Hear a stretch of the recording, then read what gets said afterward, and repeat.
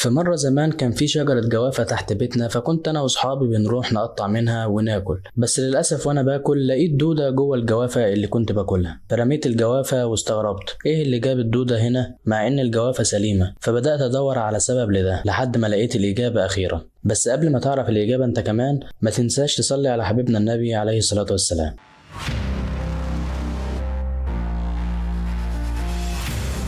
لما تكون بتاكل ويتبقى منك شوية أكل فتسيبهم في علبة مقفولة بره التلاجة أسبوع أو أكتر، وتيجي تفتح العلبة دي تاني فبتلاقي حشرات جوه العلبة، ونفس الكلام ده بيحصل مع الفاكهة. فبعد بحث كتير لقيت أكتر من رد. الرد الأول واللي هو فرضية التولد الذاتي، دي ظهرت لأول مرة على إيد الفيلسوف اليوناني أرسطو، واللي كان بيقول فيها إن المخلوقات الحية ممكن تتولد تلقائي من بعض الأجسام الطبيعية الغير حية في حالة توافر بعض الظروف المخصصة. فكان بيقول إن التراب ممكن يتولد منه البراغيث واللحوم أو البروتينات، ويتولد منه كمان الديدان، وبيدلل على كلامه على أساس المشاهدة والملاحظات. فاللي هو عمله جاب قطعة لحم وحطها جوه علبة وقفل العلبة دي كويس جدا وسابها مدة، ولما فتح لقى ديدان جوه قطعة اللحم دي، ومن هنا قال إن قطعة اللحم دي هي اللي بيتولد منها الديدان. المدهش بقى في كلام أرسطو إنه مش بس اتكلم عن الكائنات الدقيقة وسكت، ده بالعكس ده حاول كمان يفرض نظريته دي على المخلوقات الحية الكبيرة. فقال إن الصدف اللي بيكون موجود في قاع البحر تتولد من الرمل اللي في القاع، ومش بس كده ده كمان قال إن التماسيح والتعابين بتتكون من طمي النيل، والفيران بتتكون من خليط من القماش العفن والقمح. وقال كده على الفيران علشان الفيران كانت موجودة جوه أكياس القمح زمان.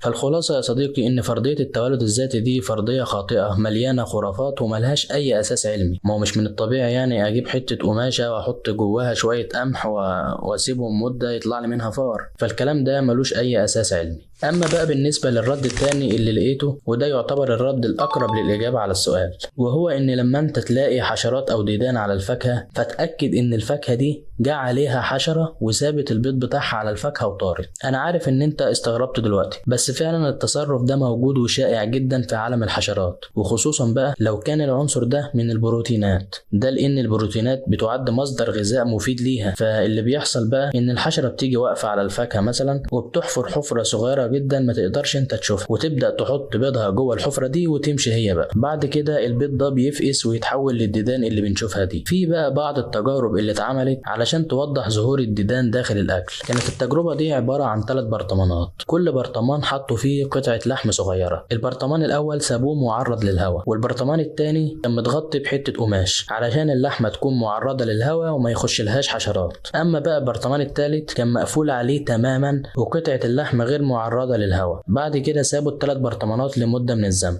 فلاقوا إن البرطمان الأول دخل جواه مجموعة كبيرة جدا من الحشرات وخلصوا على اللحم اللي كان جوه، والبرطمان التاني لقوا حوالينه حشرات كتيرة برضه بس كانوا بيحاولوا يخشوا ومش عارفين. أما بالنسبة بقى للبرطمان التالت ما لقوش عنده ولا حشر. بعد كده مسكوا البرطمان اللي كان مفتوح ده وقفلوه كويس جدا على الحشرات والديدان اللي كانت جوه، وسابوا البرطمان ده شوية أيام كده. فاتفاجئوا إن الديدان صنعت حوالين نفسها حاجة كده اسمها شرنقة. الشرنقة دي بيكون لونها بني، والشرنقة دي بتكون عبارة عن ورقة جلدها نشف. جوه بقى الشرنقة دي حاجة اسمها يرقة. اليرقة من جوه بتتحول لدبانة، وبعد شوية أيام لقوا الشرنقة دي اتفتحت وطلع منها دبان صغير وبدأ ينتشر ويتحرك جوه البرطمان. بعد الكلام ده كله استنتجوا إن أي مرة تلاقي فيها ديدان جوه الأكل أو الفاكهة اعرف على طول ان كان في حشرة او دبانة حطت البيض بتاعها على الفاكهة دي. ممكن يكون جه في بالك بقى سؤال دلوقتي، وهو ان ساعات لما بتشتري حاجة من بره زي مثلا علبة التونة او علبة الفول او المشروم او اي حاجة معلبة وتيجي تفتحها بتلاقيها عفنت، ازاي الديدان قدرت تخش جواها وهي مقفولة من المصنع كويس؟ اقولك لا، انت لازم تفرق بين وجود الديدان داخل الاكل وبين العفن،